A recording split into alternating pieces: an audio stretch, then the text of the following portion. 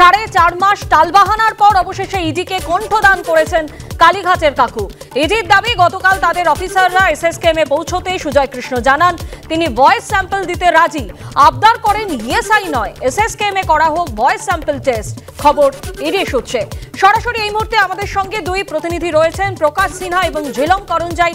আপনাদেরকে জানিয়ে রাখি যে সুজয় কৃষ্ণ ভদ্র গতকাল রাতেই যার ভয়েস স্যাম্পল টেস্ট করা হয় এবং তারপরে তাকে ইএসআই হাসপাতাল থেকে এসএসকেএম হাসপাতালে নিয়ে আসা হয়।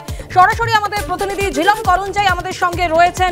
ঝিলম, এর আগে আমরা দেখেছি যে যখন এসএসকেএম থেকে ইএসআই হাসপাতালে সুজয় কৃষ্ণ ভদ্রকে নিয়ে যাওয়া হয়, একাধিক পরীক্ষা নিরীক্ষা তার করা হয় এবং তারপরে তাকে এসএসকেএমে ফিরিয়ে যখন নিয়ে আসা হয় রাতের দিকে, তখনও যেমনটা জানা যাচ্ছে যে তার শারীরিক অবস্থা কেমন রয়েছে তা জানার জন্য চিকিৎসকরা তার বেশ কিছু পরীক্ষা নিরীক্ষা করবেন। ঠিক কি জানতে পারছো এই বিষয়?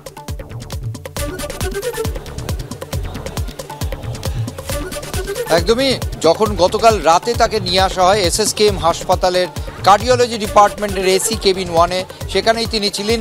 রাতে যে চিকিৎসকরা ছিলেন, আমরা জানি যে কোনো হাসপাতালের রাতে চিকিৎসকরা থাকেন, রেসিডেন্ট মেডিকেল অফিসাররা থাকেন এবং যারা রেসিডেন্ট মেডিকেল অফিসার কার্ডিওলজিতে ছিলেন তারা তার শারীরিক অবস্থা যাচাই করেন।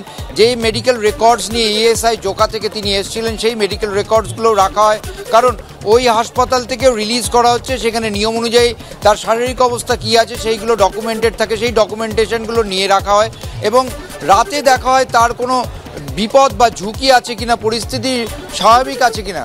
পরিস্থিতি স্বাভাবিক দেখে তাকে সেই কেবিনেই রাখা হয় এবং আমরা জানি এর আগে যখন ভয়েস স্যাম্পল সংগ্রহের প্রক্রিয়া চেষ্টা করেছিল ইডির পক্ষ থেকে, তখন রাতে সুজয় কৃষ্ণ ভদ্র ওরফে কালীঘাটের কাকুর রক্তচাপ বেড়ে যায় বলে এসএসকেএম হাসপাতালের চিকিৎসকরা দাবি করেন এবং তাকে এই কেবিন থেকে কেসি কেবিন 1 থেকে স্থানান্তরিত করা হয় আইসিসিউতে।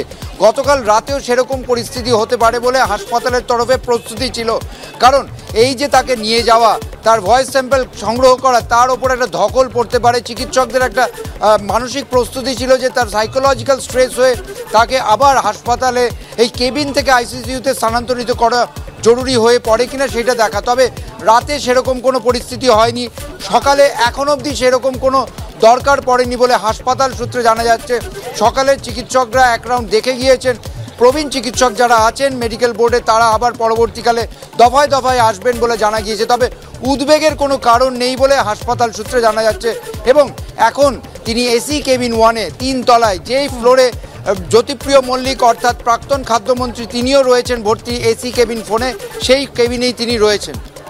ধন্যবাদ ছিল। ছিল